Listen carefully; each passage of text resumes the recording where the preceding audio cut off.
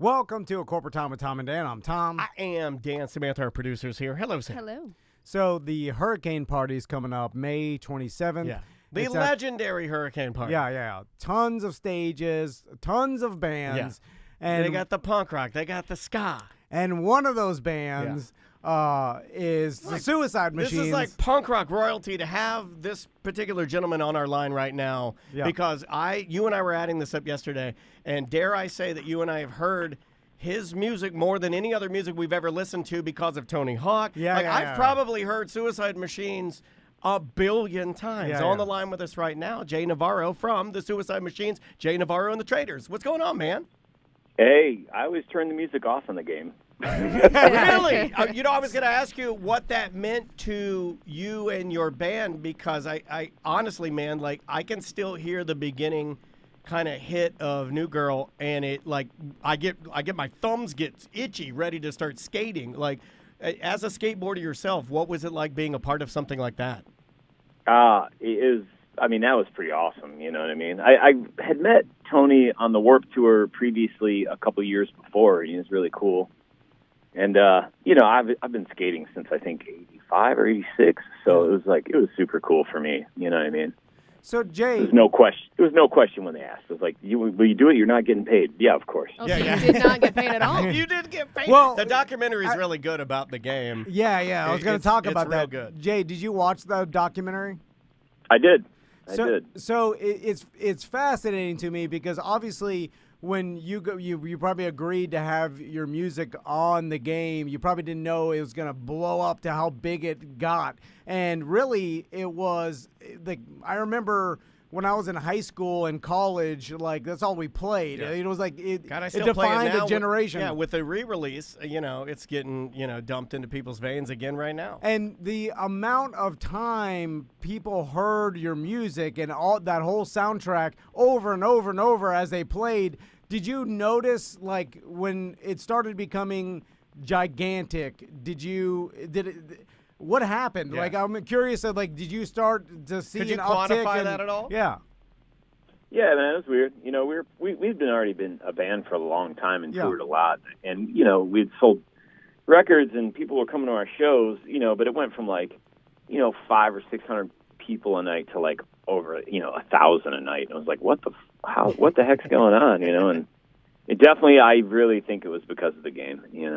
It's just such a gigantic marketing push for all the bands on that soundtrack. So, speaking of Tony Hawk, I saw a picture on your Instagram of Tony Hawk and Fat Mike at the Punk Rock Museum, and I'm curious to because me and Daniel were talking about that because we've always followed NoFX, and did Fat Mike start that whole museum, and and I know that you've got memorabilia in there, so tell us about that.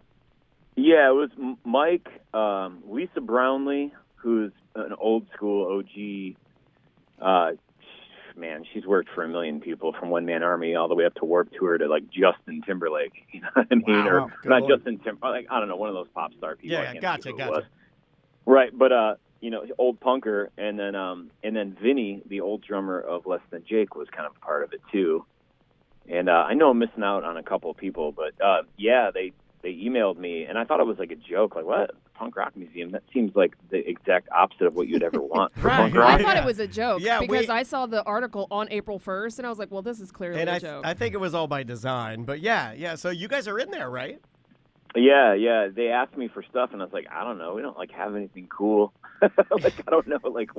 What do you want? And then, that's the original drum head from when we used to be called Jack Kevorkian and the Suicide Machine. That's in there. Yeah, for those that don't really know, I mean, Tom and I do, Sam knows, but for those that might just be listening to this interview and not know, I mean, you guys were originally known as Jack Kevorkian and the Suicide Machines, and then you had to change your name. What was the vibe on that? So obviously you're from Detroit, and so is Jack Kevorkian, and then Suicide Machines are referenced by Bruce Springsteen as Cars. Yep. So we thought it was pretty rad to kind of tie it all together. And then we put out a split record with this band from the East Bay called The Rudiments, and I actually called his lawyer, Jeff Feiger, and was like, hey, we're putting out this record, and this is the name of our band. He's like, oh, yeah, I heard you. You should probably change your name. And I was like, I told him to F off and hung up the phone on him. Uh-oh. And we put out the record anyways under that name. And then when we got signed to Hollywood Records, I mean, we already kind of thought the name was corny. And it was long, and nobody ever got it correct because Kevorkian's such a weird thing to spell. Right. And it we were almost already starting to think about dropping it just to the Suicide Machines, just because it sounded cool anyways. And then we got on Hollywood, and they're like, you should probably change your name. And like, yep, we were already thinking about doing it anyways. Like, especially because his lawyer told us we should probably change our name anyways. Yeah. Let's just avoid any issues now. Yeah, and then, I mean, like, so what kind of, like, playing in punk bands, what was the shift for you as a musician that made you want to get into something like ska? Because it's, totally different. For those of us that appreciate it, we know why we appreciate it, because it's so damn fun. What got you into it? Well, I can pinpoint the exact moment that I fell in love with ska, and it's going to surprise most. And I don't know that I've ever even said this before, but it was probably as a kid hearing Blondie cover "The Tide Is High." Oh, really? I love that version. Really? Because I was going to say, because like I tried to do as much Detroit research as I could, and I was getting into bands like Gangster Fun and stuff like that I thought you were into. But that's interesting, man. So you heard that, and you're like, wow, this is a lot more fun than the stuff that I'm used to playing. Yeah, as a young age, when I was a kid, I really liked that song. I mean, I didn't even know it was a cover. I thought it was just Blondie. I mean, don't get me wrong, Gangster Fun is a huge influence. I'm actually in a band called the Bore-Outs with the singer of Gangster Fun. Go check out the Bore-Outs, please. Great band. Yeah, we don't have anything yet. So anyways, long story short, Gangster Fun is a huge influence on the Suicide Machines, absolutely. But as far as, like, getting into ska, it had to be like that, the first Fishbone record. Oh, man. The specials. Hearing that stuff, like, I didn't even understand what it was once I started digging deeper as a kid. Like, I didn't really get it, like, but I liked it. Yeah. You know what I mean? And then Operation Ivy was a game changer. They put out Energy, and I was like, oh, crap, wait a minute. So this is like what the specials are trying to do, but way more punk. Gotcha. Yeah, totally. And of course maybe the Bad Brains. Yeah, well, Bad Brains are so weird for me, especially listening to them, because I was like, well, here are these guys that, like traditionally growing up in Florida, you're like, what? Black guys play rock and roll? Holy crap. And then but then you see them playing like real roots reggae in between playing true punk rock songs, and you're like, well, this is the greatest thing I've ever heard in my life. Bad Brains is truly one of my favorite bands of all time. Yeah, me too. And so it's like, obviously that has an influence on you as well, being a kid. Like, it's almost like hearing Blondie do "The Tide Is High." You put on a Bad Brains record, and it's kind of like, you know what I mean? It's there, and you kind of, it hooks you in. At least it hooked me in. Yeah, it's totally unique and crazy. Like, Tom and I are both dads. You're a dad. Do most people know that you're, like, is it hard to balance being a punk rock dad? No, actually. I've raised my kids really freely to be their own people, man, nice. and it's so far so good. Well, we only have like 7 and 8 year olds, so we got a lot more work to do. But he's got 6 kids. So. 6 kids, holy moly, man! That's a lot harder than mine. I got 1. I got 1. Jay, what are the age ranges on those 6? 12 to 23. Oh, wow. Yeah. Okay. Wow. Oh, yeah. So you've been doing it a while. Yeah. He's an accomplished musician. Yeah. Well, yeah. I mean, you got to think, like, I've been married for almost 30 years now. And, that's a long time. Yeah. That's awesome, though, because, I know that even, Tom, you and I, like, would look at, like, these guys that we admire in rock and roll or punk rock and stuff like that and see them holding their families together. I got to tell you, man, there's nothing more that I admire than seeing you still go and play, but then seeing that, like, Mother's Day photo you had of, like, your group. I got to tell you, man, as, like, a young dad who's, like, doing an independent podcast kind of up against, like, the conglomerates and everything, so there's a little bit of punk rock there. When we see you do that, it is very inspiring to see you do stuff like that. Well, look, I do what I do, honestly, so my kids see that, like, I don't know, you do what you want with your life, and you don't, like, I don't think they understand it yet, what I do. Yeah. Like, they're still kind of like, Dad's nuts. But I think in the long run, it'll help them think, like, like my daughter's going to Wayne State because she wants to be a lawyer, right? Because she was protesting with me many times, doing marches and all kinds of stuff, and she wants to be a lawyer and fight the good fight. So she's going to like Wayne State to be a lawyer, to be a good lawyer, you know, one of the good guys.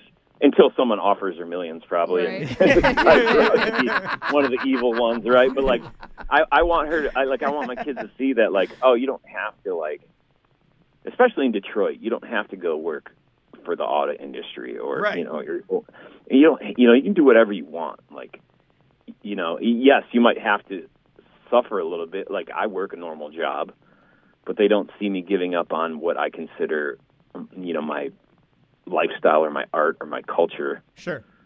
You know, and as long as I'm showing them that, I think it'll sink into them. So when they get older, they'll do whatever the heck they want to do, you know? Yeah, there is a balance there for sure. Yes, Tom. Jay, I've read some interviews, and you constantly talk about being optimistic, and I'm curious because I'd like to start dabbling into changing my mindset because I try to tell myself I'm realistic, but all my, like, you know, it all tends to go towards pessimism a little a little more bit. negative. Yeah, even though I'm like, oh, I'm just being realistic, but it always goes a little more negative. Sure. So then I'm like, how did you learn to be more optimistic? And was it something you had to train to do over years? Well, I don't. You know, it's hard, right? It's hard. It's hard to not be, you know, negative, especially, you know, in this world, you know. So I think that I do my best. Like, if it's out of my control, I try not to let it affect me. If it's within my control, you know, then I will engage in some sort of activity that has to confront negativity, right? Yeah, but like, I just feel like I'm not going to let, you know, the threat of nuclear war, right, you know, ruin my day because, I mean, shit, I could be in a car wreck in 15 minutes and be gone anyways. True. I don't know. I feel like if you put more positive energy out around you, it's going to bring more positive energy back to you from everything. Yeah. You know, and I've had a lot of people, you know, talk poorly about me. I don't really care because I know who I am, and I know that maybe they don't know what they're talking about. Right. so I don't let them dictate my day. Yeah. You know what I'm saying? And that's kind of how I try to roll every day. It's hard. Yeah, but you know, I've seen a lot of horrible things. Obviously, I mean, you've been doing it for a minute. I mean, I obviously must be good at it, and it's probably something you try to instill in your children as well. Go ahead, Tom. You know, I was going to say, how do you handle that balance of life with having 6 kids and the band? And I'm sure you have multiple projects going on at all times. Like, is it hard to balance that all out so that you have a balanced life? Yes, it's very hard at the moment, especially because my partner, she is back in college and working. So it is a little bit hard now. Before, you know, a lot of it is having another person in your life that's good, another parent. Yeah. You know, that's a big part of it. But now, you know, the balance is definitely a bit harder, and it's crazy because it seems to me for some reason this year is going to be extremely busy for me as far as extracurricular things outside of my family and work, you know. So it's hard. It's very hard to balance. It is. It's not easy. When you mentioned this year, it's been busy for us, too, because it seems like people are crazy for events. There was a kink in the hose of events and things going on for, obviously, 2 years, and then it all kind of got released, and everybody's like, well, we're, you know, everything is, you know, we're making up for lost time. When you, like, during COVID and when things were obviously less busy, what did you do? Would you just, like, stay home with your family? Did you work on other projects? Well, during COVID, I'm sure you'll remember when everything was happening with the Black Lives Matter movement. Yeah. And I was pretty involved in that for, I don't know, like 185 days straight or something. Nice. Wow. And so that was pretty heavy. Oh, I'm sure. Yeah. It was weird, too, because right when the COVID hit, the Suicide Machines, we put out probably one of our best records, too.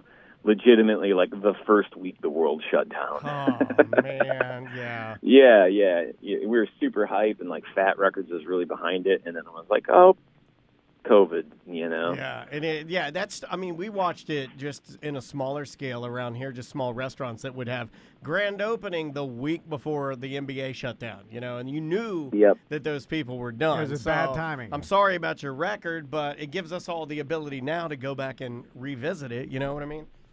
Oh, yeah, but it's awful for people. Yeah, I feel like I shouldn't even bother saying that because so many horrible things happened during COVID for people, Well, no, I mean, it's your reality, no? I mean, just like I was it was just crazy to watch all of us have to navigate something we've never done before. It was like absolutely insane. Yeah. I don't think I really did. I did the Traders record during COVID. I recorded that, which just came out like, I don't know, a month ago or something. Yeah, congrats on that new record. You're going to be touring with that as well as Suicide Machines? Yeah, that's what I'm saying. Like the Suicide Machines are supposed to have the year off, basically. Oh. And I was just doing a couple tours with the Traders and stuff, and then all of a sudden it was like, hey, No Effects are breaking up. Do you want to play shows? Well, yeah, of course. Like, hey, you want to come play the Hurricane Party? Well, all right. Like all of a sudden people like started calling the Suicide Machines left and right. Like we just got a call from Rancid to go play Montreal the day before like Supernova Ska Festival. It's like. It just, for some reason, our year off became, I'm gone every weekend. People want the happy music. Ska's a happy music. People want the happy music. Well, Jay, I was going to ask you what your touring schedule is even like, or does it constantly change throughout the year? Like, how many dates are you playing this year? I'm playing an insane amount. I was actually just going over them with my boss today because a few flights got canceled and we had to change a few things. So I'm pretty much starting in 2 weeks. I think I'm gone almost every single weekend until December. Whoa. Wow. Yeah, let alone a couple weeks with the Traders, too. And all of this while your partner's in school. Yikes. Yes, that's what I'm saying is chaos all of a sudden because we're trying to figure out. But I also have a couple of my eldest kids live at my house, and they're phenomenal at, like, helping out. Like, I'll cook dinner at night. Yep, gotta love the older kids. Yeah, that Shout does help. Out to the olders. Yeah, when you have 6, 3 are taking care of 3 at one point. Yeah. And they, and they love their siblings. My kids are all incredibly close to each other. So that's rad, man. In a completely unrelated note, like taking a left turn here, is it true that you stole Billy Corgan's guitar? I never stole his guitar. I had one of his guitars, but it wasn't one of the ones that was stolen. Yeah, what happened with Billy's guitar, and how did you end up with it? They played the bar I worked at. This is before they were like big. Yeah. And he smashed one guitar, and then someone went because the back door to the stage literally goes out to the alley, and back in 90, 91, and even then, at that point, Detroit was not a nice place. Sure. Someone opened the door, grabbed the nearest guitar they could grab, and ran out with it. And got back. So the next day I go in, because I was working double shift, I was doing bar backing, and then I would clean the bar the next day. Okay. So I'm cleaning the stage, and underneath the monitor board on the stage, I could see the guitar, the one he smashed. I was like, "Oh shit, I'll take this." Like, yeah, either put it back together or scrap it. Sell what I can of what's left of it. Yeah. And so it somehow got back to him that I had the guitar that was stolen, and that was not the case. Oh, so it was a mix-up. The guy that ran out the door, that wasn't the guitar. So you just had the smashed one that he just beat up on the stage. Correct. Gotcha. Correct. And so anyways, I get the message. All of a sudden, that band's big. I go to I get requested that I come to the Smashing Pumpkins show and bring the guitar, and I'm like, all right, cool, whatever. So I bring the guitar into my car, and I tell security, I'm like, I guess I'm here to see Billy Corgan. Just tell him Jay Navarro is here. He comes walking up. He's like, "You Jay Navarro?" I'm like, "Yeah." He's like, "What guitar do you have?" I'm like, "I have this white Strat with a Nation of Islam sticker on it." Yeah. And he's like, oh, that's not the one. I'm like, yeah, man, you smashed it. He's like, oh, no, that's not even the guitar. I'm like, yeah, I'm sorry, man, I don't know nothing about your guitar. Anyways, someone was garage sailing, 2 years ago? Yeah. And they found it at a garage sale. No way! Oh, wow. How does that even happen where the person realizes? Crazy. I have no idea, but it got returned to Billy. He actually has it back.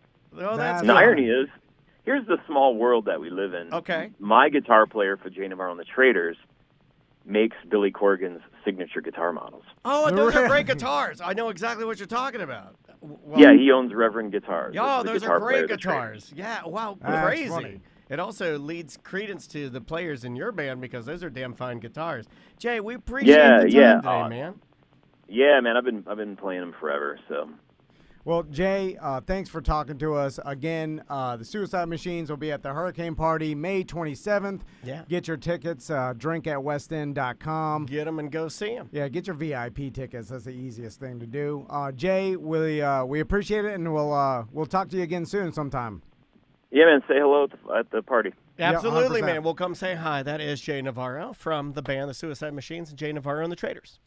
That's awesome. That's pretty darn cool. Man, when it must be like, think about it. You have 6 kids, you're a wife of 30 years, and you're touring so much. Can I tell you something? Yeah, rough. When you look at the picture, though, like you look at his wife and you're like, she looks cool. And when you look at all his kids, you're like, oh yeah, they're cool kids. You know what I mean? Like they're like cool. Yeah. Like you look at them, you're like, oh yeah, they're the cool Well, your guys. dad's a singer of Suicide Machine. I know, but like they all You look got like punk rock parents. yeah, like the 2 girls, like one has like blue hair, the other's like green hair. The mom's like gorgeous. They all look like smart kids, you know. Yeah. Like they have like they're well rounded. They have special interests and stuff like that. Yeah. Anyway, thanks so much to Dom for setting that up. Go to the Hurricane Party, y'all. Yeah. It's gonna be a fun time. All right, we'll take a quick break. We'll be right back with more Corporate Time. All right, nice. It worked.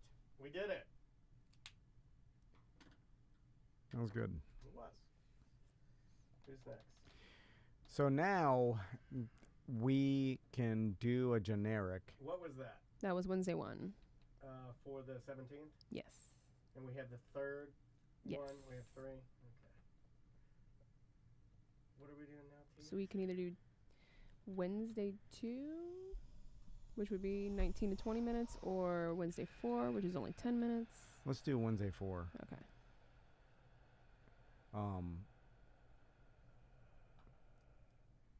Yeah, let's do Wednesday 4. And then we can honestly do another generic segment for Memorial Day. Okay. Or a generic segment for next week.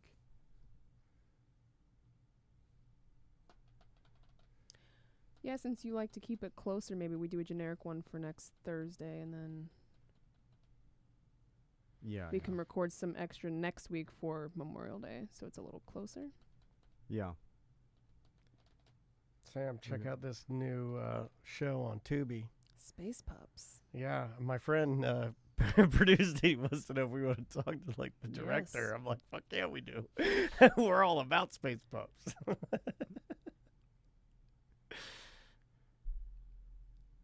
Okay, that is saved. All right, what are we doing here? Instead of making it next, maybe we should do it for Wednesday, Monday 3. Okay. All right, what are we doing? Well, you want to do Wednesday 4 first, right? The 10-minute? Wednesday 4. You're right. Let's do Wednesday 4, 10 minutes. Let's do 10 minutes of voicemail. Okay. Or we can talk about Martha Stewart. Okay, we can talk about that. I got a take on it. All right.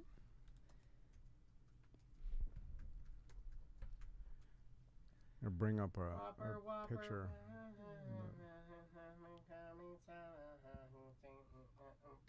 Saggy tits.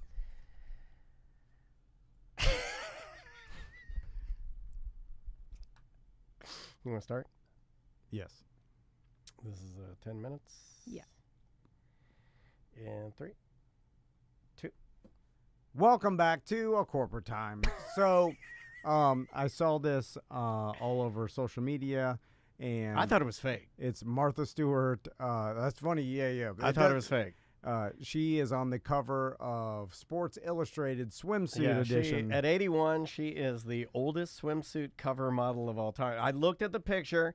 I was sitting on the potty. I was looking at it on my phone, and I go, it's Photoshop, and I went on to the next story. Well, okay, so she looks amazing for 81 years old. Like, I've always found Martha Stewart to be very attractive. And even on TV, you've seen clips of her and Snoop Dogg doing stuff. She looks great, And then on the cover, she looks amazing for her age, and more power to her. And congratulations to Martha Stewart for looking so amazing. But there is a considerable amount of filter and Photoshop on that makeup. Yeah, there's a lot going on there. And so then... Well, I'm sure you guys remember in 2020 when she posted the bathing suit selfie, right? And everybody was freaking out about that, about how great she looked. Yes. I think I'm did, sure but that's why she was it. asked to do this. Of course, yeah, because and that was just her Instagram. It wasn't like a magazine cover. Yeah, exactly. You can see her frecklers and everything. You're not getting the best in the business makeup artists, and then also like Photoshop and filters and stuff. But when you add the Photoshops and the filters and stuff, you ever seen people on their Instagram? Like regular people, like they'll only put pictures of themselves with an obvious filter that smooths out everything. It's usually the one that gives them like a freckles, glow. a glow, like a little bit of freckles, a glow, Yeah. and it pushes their face in a little bit and gives them like rosy cheeks and brightens their eyes, like a sparkle in their eye. Yeah. It makes you kind of look like an anime a little bit. There are certain weird local influencers that will only post themselves as that. And I go, well, that's not you. What are you doing? It is an odd thing because it is weird. You're like if But I would make an argument for him. I would make an argument You for do them. whatever you want. No, but here's my argument for them. In that world, if you only use those filters and you're only putting those out, then that is what you look like. In that world. Or that's your like avatar. Correct. I mean, I see what they're just doing. odd. I get it. It's detached from who they really are, though, right? If you go on the cover of Sports Illustrated swimsuit and you're saying 81, you would have preferred her be a little less because obviously altered? she looks good and she looks amazing for her age, right? And so what's your problem with it? Well, they should try to get it more natural and less photoshopped. What about that one? For no, it's like that's unbelievable. That's from inside the magazine. That's like one of the pages. Okay, well that's Photoshop too.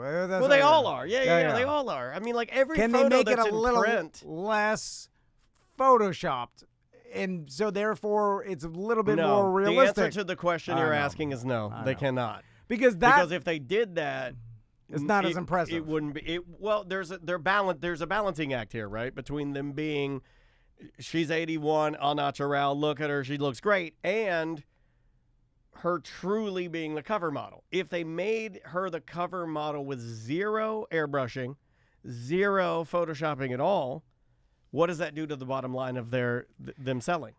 It hurts. Is it a better story sales. though? It's all in how you spin the narrative, right? Is it a better story to say this year's? Okay, what if they did this? I'd be more interested. This is why you and I should work for these big companies. Like you just. I don't know about that. No, well, it just goes year to year. You just come in and you go, what are we doing this year? We got to think of doing something. Oh, did we put a fat person on there? Yeah, we put a fat person. We put a black person. Put an old person. You put an old person. Now this year, we're out of ideas. What do we do? Then I got to think of something, right? I go this year.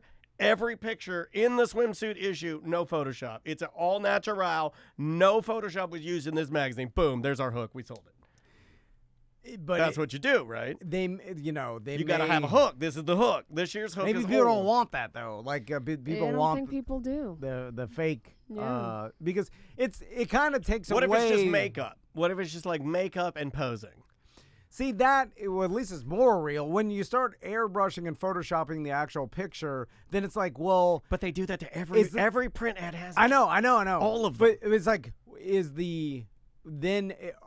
are you taking away from Martha Stewart? Because now you're saying, well, it's like, less she looks of a amazing. victory if you're changing it digitally. And then it's like, well, then you can you have to give some credit to the people that are photoshopping it and airbrushing it, and to the artists that are like manipulating the picture to make it look better. So it's like, where are we giving the credit to here? should we give the credit to Sports Illustrated, their editors? Photographers and editors and stuff, because they're the ones that are making her look. You know who we should talk to about this? Way better. David Meese from Playboy. Well, he is on the segment before this. So. Yeah, I know. I mean, like, he would have been perfect to ask about that. It'd be yo, what? How much? Yeah, how much do you think? Like, because I guarantee you he could look at the photos and go, oh, they did this, this, this, and this. Yeah. Because he's taken a billion photos, right? Like, so he knows what it's going to look like without the filter, without the lens, without the whatever, cheesecloth. Yeah. And it gets. It's a victory either way, right? It is, because obviously, again, Martha Stewart, she looks real close to what this is.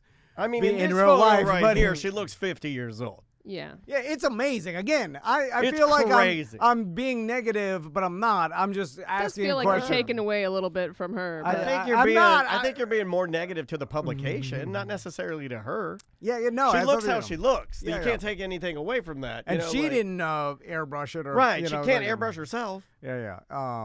So, and I don't even know how much of airbrushing and Photoshop and filters are even being used, but seemingly it's a lot, right? Yeah, like I mean, if I saw her in person, she looked closer to photos. 81 than she does in these pictures. I mean, where she looks closer to being in her 50s, which is insane, by the way. These are professional photos in the biggest issue of that magazine, right?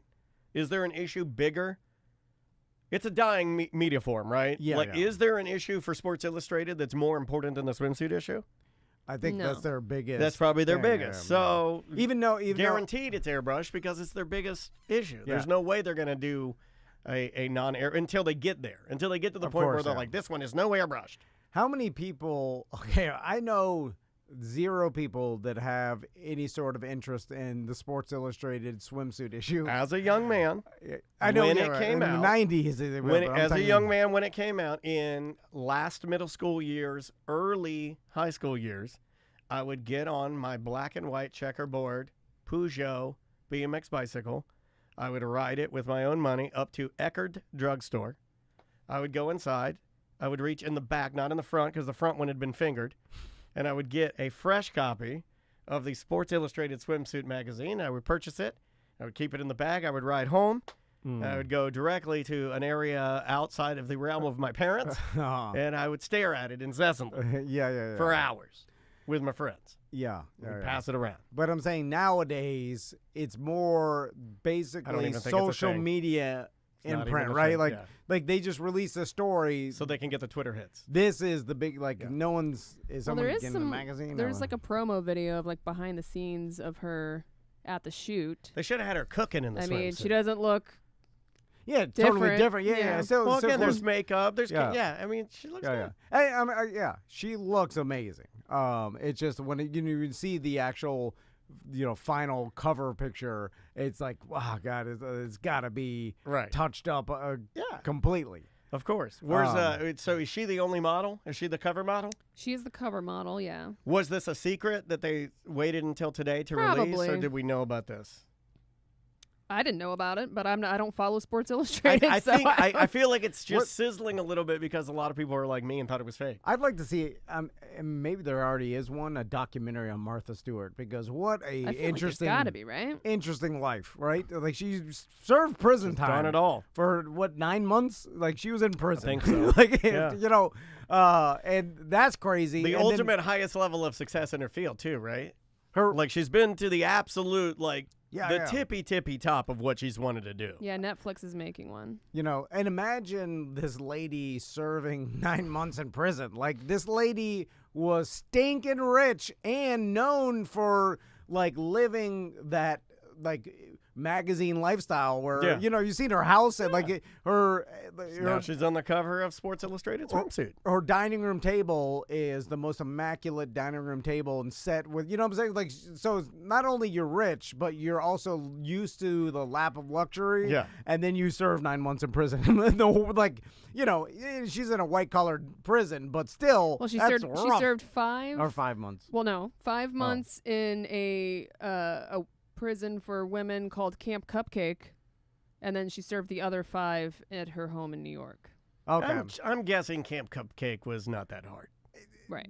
It's called Camp Cupcake. Yeah, but comparatively, That was a white collar crime. Too. You're it's comparing horrible. it to where she's been. Yeah, because but I also hold on. I also Cupcake think is she's a tough ass bitch, and I don't think it mattered to her at all. Well, that's the thing that's fascinating to me is how tough of a bitch she is. Yeah, I think her it never she fazed formed her. I feel like most women that form their empires when they come out, they're tough ass bitches, right?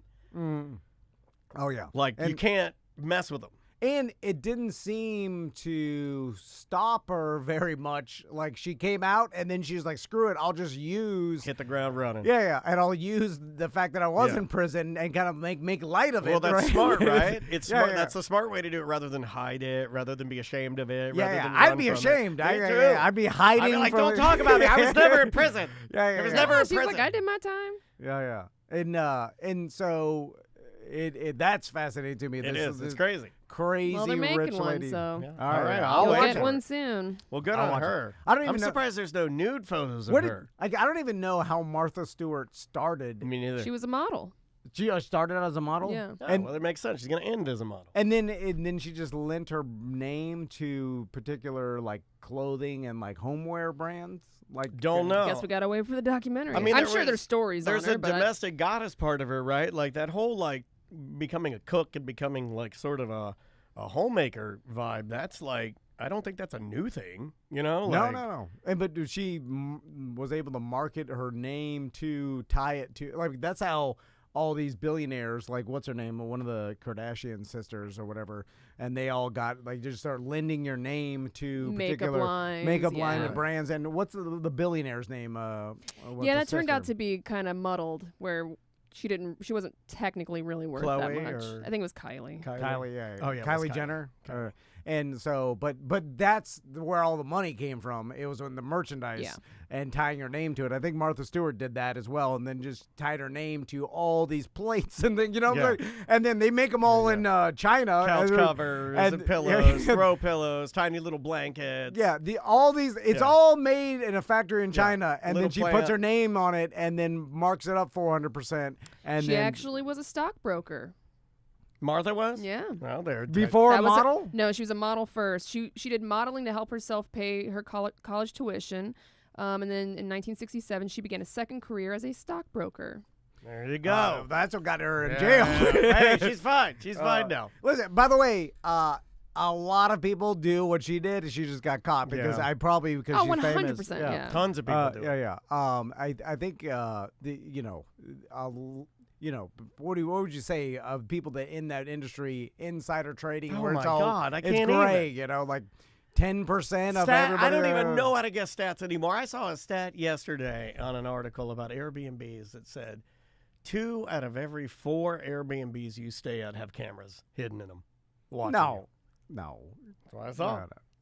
How would they even know that? I don't know. Like that. Were the ads on the article for camera checkers? I don't know, but it's like I saw that. I'm like, God, 2 out of every 4. Like, somebody's seen my weenie. Well, you're like, 2 out of every 4 have cameras in there that we don't know about. It's 1 out of every 4. Sorry. 1 out of every 4, but you're just like still a lot though. 1 out of every 4 has seen my weenie. That's a made-up statistic. I don't know, because they don't know that. How would you know that? I don't know. I'm gonna look it up. I'm gonna read about it. Oh, we get it. Oh, sorry. I don't know what the time is. Hold on. That's just paranoia. Yeah, we do gotta get it. All right. Bye-bye.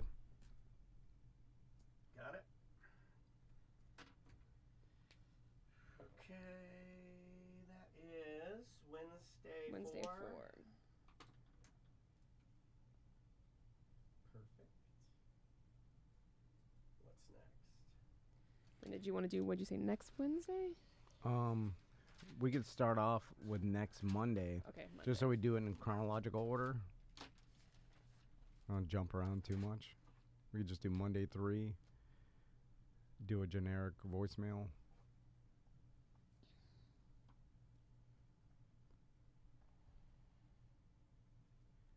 And then we'll keep it a tight 20. That way we'll do Josh as another 20 for Monday 4. I'll start building it that way. And pee real quick.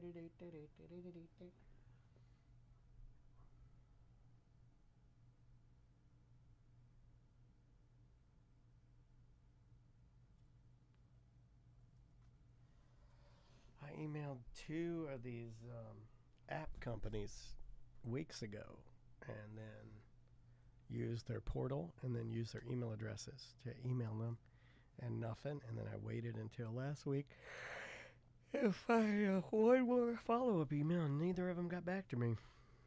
App companies are extremely difficult to get communication back from.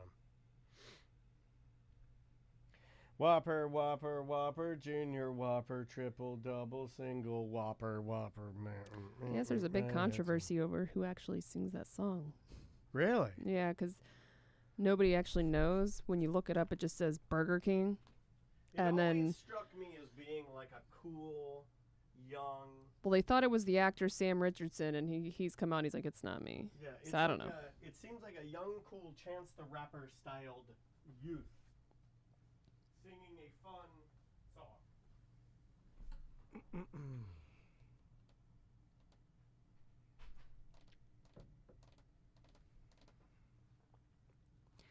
Take a tour of Camp Cupcake.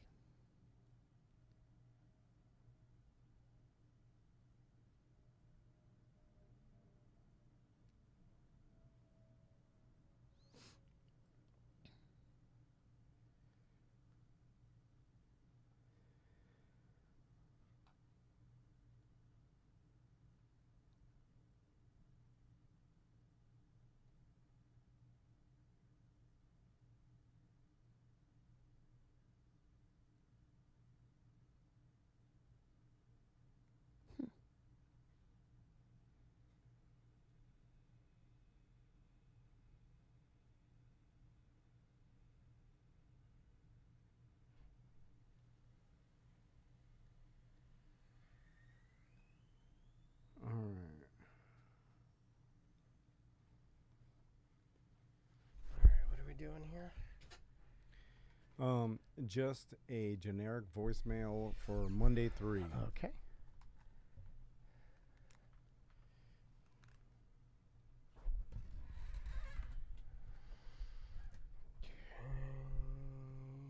All right. Why don't you bring us back from Monday 3? Yep. 3, 2.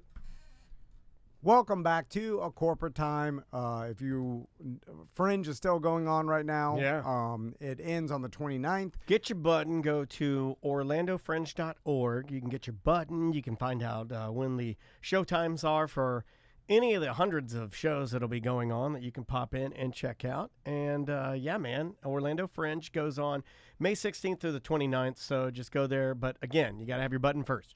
Yep, and the Hurricane Party is May 27th. Drink at westend.com for tickets. Let's do some voicemail. All right, voicemail number 1, go. I don't know what is up with, Okay, What happened? off to a good start. Drunk. Is he? Or I is don't he know. just, I think he's friendly folk. Okay. Look, I don't know what is up with, the Tom and Dan app, but every Friday free show, it hits a point and it just stops and it won't yes, play anymore. by design. It's happened for the last 5 weeks to me. Didn't know if that was something you guys would look into. Thank you.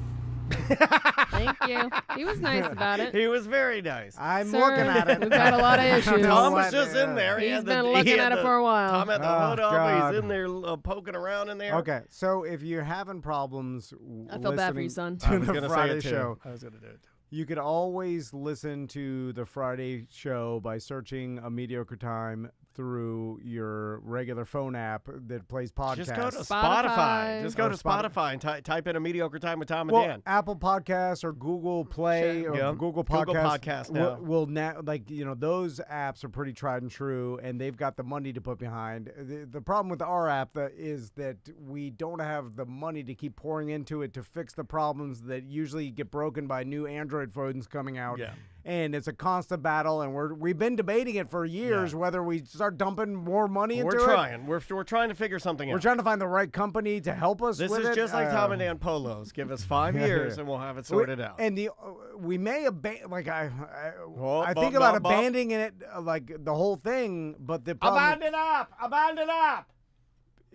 Because we want the BDMs to be able to log in and subscribe and then put in their name and password to listen to the BDM shows. Right. But if you're having problems with that, there is a workaround that we can send us an email. Just email me, show@tomandan.com. I'll get you straightened out. It's hard because I don't know whether we should start dumping insane amount of money into the app to get it to work, only to inevitably it's going to break again once new Android phones come out. Well, we just need it to be really simple. We need it to be mobile, and until we can figure some way, like all agree upon a way to do it where it's a mobile language that's used between Apple and Android, then we'll probably never get where we need to get. Let's see here. Kupo J says, why not switch to Patreon platform? We could never do that because Patreon takes way too much of a cut. We can't have a third-party application come in because normally the percentages that they want to take for what they offer are far too high. But what would be the benefit of that? Well, I mean, I guess their app works. Their app, it works pretty good. Oh, yeah. And then you can have free shows and shows behind a paywall. I haven't used it enough to truly know, but I would imagine, yes, it will work, but unfortunately, we can't take the percentage cut. No, it would, it would cripple us. Cost us tens of thousands of dollars, and then so... what's the percentage on Patreon, do you know? It's gone up. Plus, we can't move members from one service to another, so we'd have to be like... everybody would have to re-sign up. It's too much of a mess. It's just a pain in the ass. So I honestly, and a lot of people listen to the BDM shows through Facebook because we broadcast them on the BDM page. So not that many BDMs listen just through the app. Right. You can always listen through the website. Obviously, that's tried and true. It's hard because we don't know we don't want to spend a ton of money for something that not many people use, if that makes sense. Yeah, for the 900 BDMs that listen just through the app. Right. And most of them have figured out the workaround. We've given them a workaround so that they get the BDM show. And that seems to be working okay. So it's like... And you wouldn't believe how expensive apps are to fix or build. Like, we're talking, anywhere from $5,000 to $15,000. Could be more. There's no standardization. Nobody is able to give me. I wish somebody could just tell me it's $2,000. Here, this is what you get. Yeah, $2,000 will pay for it. Nobody can tell me. But I've been told, okay, it would be $10,000 to fix these problems, and you're going to have these problems in 2 years when new phones come out again, and it's going to be broken again. So, is it worth $10,000 for 2 years for 900 BDMs to listen to the thing? It becomes. And that's why I say, and I don't want people to, because they're going to, based on what you just said, I know I can already hear the guys that are developers that will email me, and we do want to get a mobile app that uses the mobile, whatever the language that they use, so both Android and Apple can work cohesively. That way, when we update it, it'll work for both. We just don't know what we should pay for something like that, and nobody's able to tell me. We want a relatively simple app, and I want to start from scratch, but I have yet to get one email from anybody that can tell me, it's going to take X amount of hours and it's going to be $2,500, but nobody can tell me that. Yeah. Nobody can tell me that. Yeah, believe me, if someone is like, here is $3,000 and this app will work for I would shake your hand. I'll cut you a check for half of it. Get to work. Yeah. But it's not as easy as that, because then it's like, well, it's more complicated, and something like this could cost $15,000 or something, and then it's like, well, that's outside of our price range. Right. Now, maybe we could swing it if we get on a payment plan, and then you guarantee us it will work. We like to do a layaway plan. Will this work for 10 years? Maybe it's worth it, but no. Dude, it is all over the place.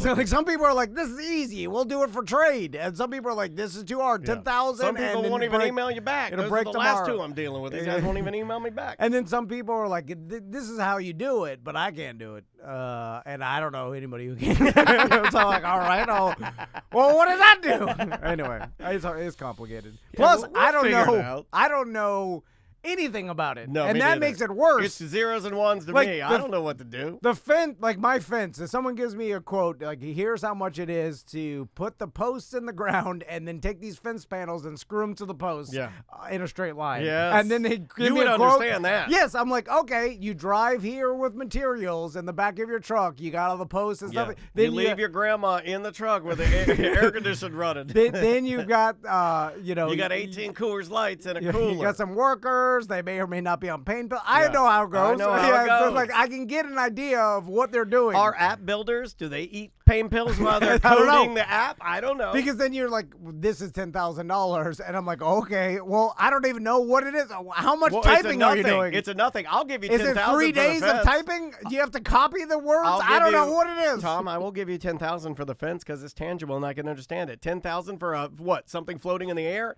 Am I paying for your knowledge of code? And I know, yeah, I can understand that, but what is the code? No, you're lying to me. You're telling me it's 15,000 and it's really 2,000. Are you cut and pasting a lot of code? Yes, I think you are. You're lying. Yeah, Is ChatGPT coding this? What are you doing over there? How much actual man hours are you sitting behind the computer? Is I this want a camera on 40 you. man hours? When you bill me for hours, I want a camera on you for each hour so I can watch the tape. I would have watched the tape. Are you typing the whole time? Is there brainstorming meetings? Are you designing something? 15,000. What are How you much? doing? You could have gotten a new fence for 15,000. See, that's where they get you because no one understands what the Right. hell's happening. I know. That's how we get our clients too. They're like, "What do you guys do?" We're like, "Don't worry about it. It's too confusing for you. Just pay the bill." No, it makes sense. Like we talk about you, and then BDMs will come, and then they stand in front of you, they wear the shirt, and they buy something. It's like that simple. Do you want fat people to stand in front of your business and buy things? Like, we got you covered. They're coming into your business, and they're giving you money for your things, goods for and things. services, and they have the shirt on, or they say BDM, or they put touch the tips. code, They or do the inappropriate handshake. And then you look at your bottom line, and you're like, all right, this many Tom and Dan, with the app, I don't know what it is. Nobody knows what it is. And here's the one that drives me the craziest. I get people that have the Apple phone that are like, never had a problem. Used it since day one. Yeah, never had a problem. Then I have people that are also Apple that are like, can't get it to work. It's never worked for me. So and how I'm like, does well, that- hold on a second. How can it be both? How can it be never fails, never broken, always the most more reliable than anyone in my family? I've had people tell me that before. And then I have people that say, like, yeah, I got the app. I have the new latest and greatest iPhone. I can't get it to like, I turn it on and it takes a poop in my phone or like my phone explodes. My app has always worked. Yeah, me too. But do you listen all the way through to shows? No, I would See, never listen. I think a lot of them, they're saying like it'll stop in the middle or crash in the middle. Yeah, but like, But not for everybody. not though. for everybody. So why does it Right. happen for everybody? No Also, idea. I don't think some of these people are using like really good, intuitive, logical reasoning. Okay, like if I go from here in this studio and I'm listening to A Mediocre Time with Tom and Dan on my app, and I walk from here out to my car, I have to be able to use my brain to think that when I was in here, I went from Wi-Fi to 5G in the parking lot to the 5G in my car. Yeah, it might freeze. It might pause because I have disrupted my internet. But people don't say that. They just say the app's not working. You see what I'm saying? Yeah. So is it the app's fault or is it because you moved the internet? It's a lot of around? bit of both. Yeah. So there's there's a lot of. Yeah, we get a lot of emails from people that I'm sure it's their fault that the email. It's just a mess. I almost wish we didn't have it. Yeah. Well, again, we don't really need it except for the need BDMs, it. which not that many BDMs listen through the app. Right. So that tells us like, how, are we fixing this for No reason.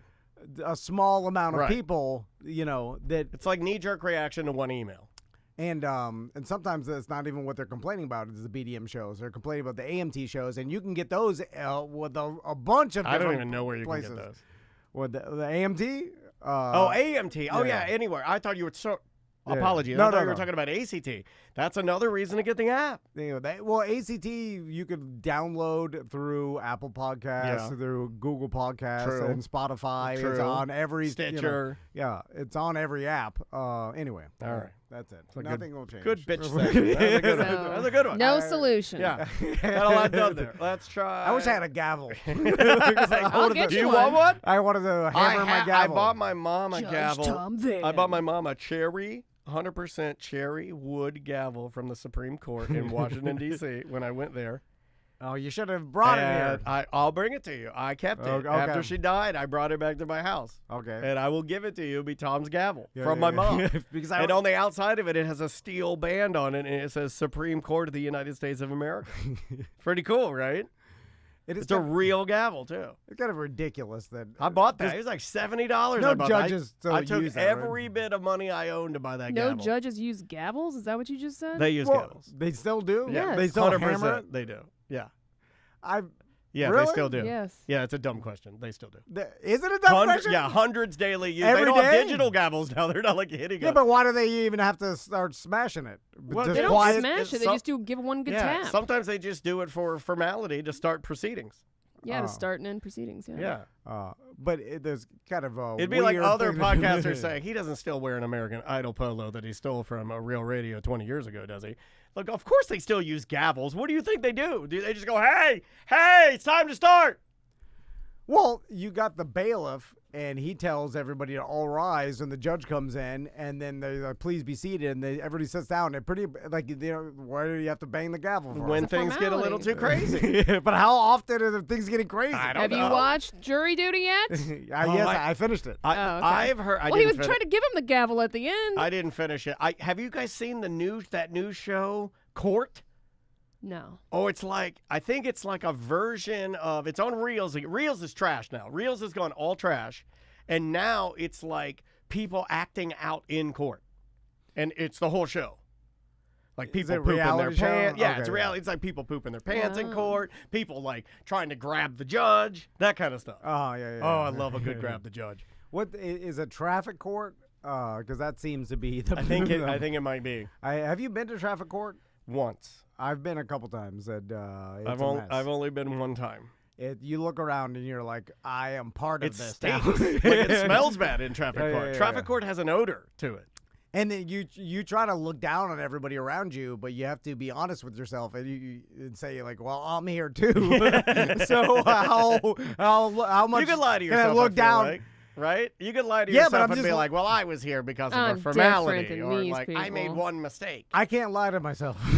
I have to look at myself in the mirror and then like realize that I am one of these people that I look down upon. Yeah. So I should But you don't say it out loud. No, but I have to admit to myself that I am part of this and I'm here with them. But only in your head, silently. No, yeah. Okay. Really, just sit there. Yeah. And I kind of believe I'm better, but... I think you have to survive. No. But I know. Let's try this one right here. This is Jim. Tom, Dan, and Samantha, and Jim from Lakeland here. All three of you guys and myself, we're all Southerners, I think Floridians, all of us. And there are certain phrases that they're regional, but one of them that's regional to Florida and probably to the South is saying that I got a wild hair up my ass. And I heard Dan use that phrase on a recent show, and it made me think my whole life I've never really given that phrase much thought, and I always kind of thought that having a hair up your ass was kind of a nothing, but I wonder if the phrase actually refers, instead of a hair on your head, to a rabbit like Bugs Bunny. That would make the phrase a lot more colorful. But another phrase that's pretty Southern is to say that someone is a spitting image of someone else. So, for example, you could say that Tommy is the spitting image of his father, Tom, but that's not what the phrase is. So, Dan, if you'd humor me, in your father's best Southern accent, say, Tommy is the spirit and image of his father, Tom. And that's what the phrase actually is, but in a heavy Southern accent. Give it a shot. Wow. Love you guys. Take care. Bye-bye. Tommy is the spirit and image of Tom. Okay, I get it. So I see it. The spirit and image turned into spitting image? Because that's a good of, one. Bad pronunciation? Yeah, that's a good one. Yeah, because the spitting image doesn't make it. Because I started thinking, I was like, where does that come from? Like spitting image. I always thought it had to do with like you looking into a pool and you would spit into the pool and like disrupt the image. That makes zero sense. I'm answering this honestly. Well, Jim explaining it where it came from makes more sense. It's a spirit and image. Spirit and image. Yeah. Interesting. It Merriam-Webster says slightly different. But it says, spit was historically used to mean perfect likeness, possibly because it was said that a child looked enough like a parent to have been spit out of the parent's mouth. Okay. Wait a minute. Do we have to tell him to not call in anymore? 'Cause we got it all I wrong? apologize, Jim. Did Jim get it all wrong? Well, could it have I feel like bunch of Jim's different trying to lie to us. origins? Does Jim just call up and say these things and expect us just to blindly believe them? Yeah, because no one really cares. Right, you're right. That's how the internet works. That is how the internet works. You read something that's meaningless, Yeah. and then you might as well believe it. There's multiple theories, right, of like origins of words and sayings, idioms or whatever. So maybe that was one, but according to Merriam, Andrea's Webster. the swallowing image of her mother. And it sucks too because our brains always lend towards believing something because that's what kept us alive. Yeah. 100,000 years ago Until it kills you. Yeah. So that's what's causing so much problems in the world is that we got all these billions of humans that lean towards believing something than because that is what our evolution has done to our brains. Yeah. And it causes a lot of problems. Let's try one more. Here we go. Hey guys, I normally don't complain when Tom mispronounces things, but this one, y'all might need to start bleeping out when he describes a man whose wife is cheating on him. The word is not cuckold, as Tom says. It is cuckold. Cuckold. That's why you abbreviate it with cuck. I feel like y'all might get an FCC violation with the way that Tom says it. The guy died 2 weeks ago. He died. they only care about 420. I'm going to be real with you. I don't like the phrase itself of cuck. I don't like that word. Yeah. Just saying the word cuck, like tuck your cuck, like that makes me want to run away. Like it makes me want to run with my hands in the air. Like I don't like the word. It's icky. Cuck. Yeah. Sounds gross. It also does sound negative. It does sound like gross. It's yuck. Yuck on cuck.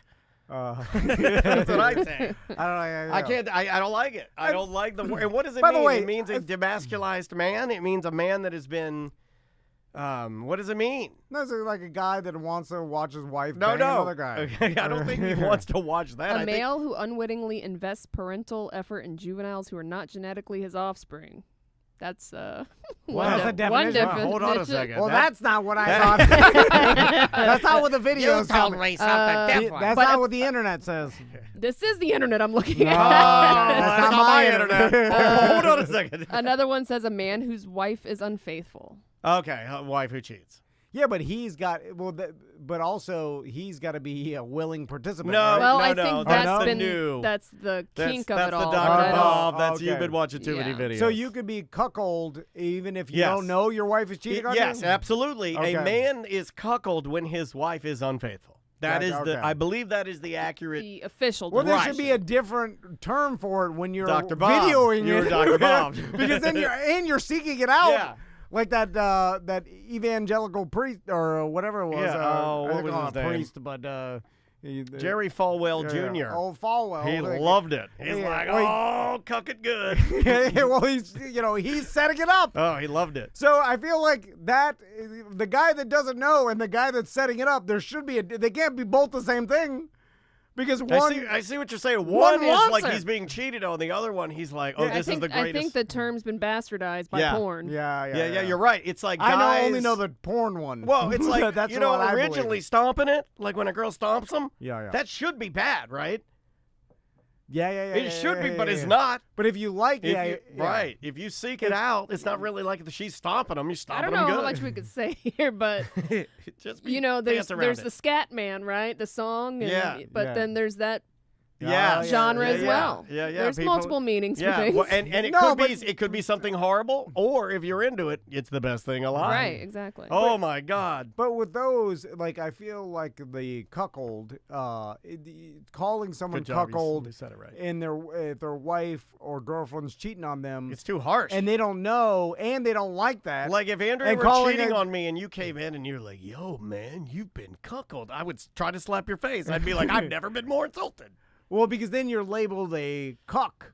right? And but then Farwell or whatever his name is, Farwell. Well, you know what? It's not always necessarily they like it either, because Jerry it's also likes used when someone's being cheated on. They know they're being cheated on, but they just are like, oh, well, I'll never leave her. That's the same thing, too. Oh, like she's totally in control. That's a pathetic. That's a pathetic cuck. Yeah. If you're like paying for it, you're paying the pool boy, and you're keeping it under wraps, and you're like setting up the hotel room. Yeah, like you should be something else. You shouldn't be put in the same category as the guy who doesn't know, or the guy that's too much of a P word. Take it up with the porn gods. I don't know. Like Jerry Falwell Jr. was actively hiring a boy to sleep with his wife so he could feel the cuck life. Yeah. He liked it. Oh, we need a cuck life sticker. We can make that happen. A different.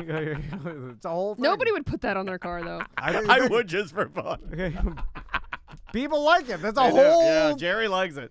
Because then if you get into swinger lifestyle, it's kind of like then it's everybody's into it, right? Because that's a version of it too.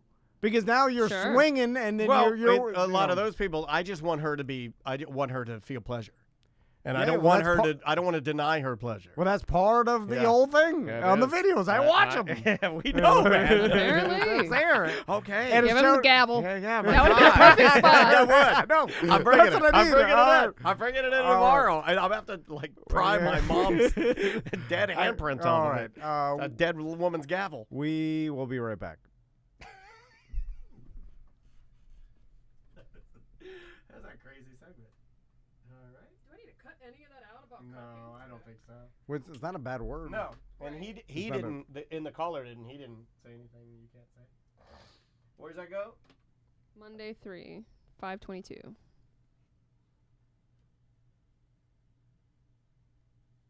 We don't even have anything for Monday, do we? No, we're jumping ahead now.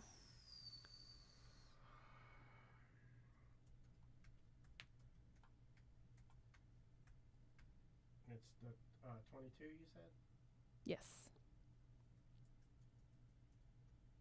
And this one's 3? Yes. Thank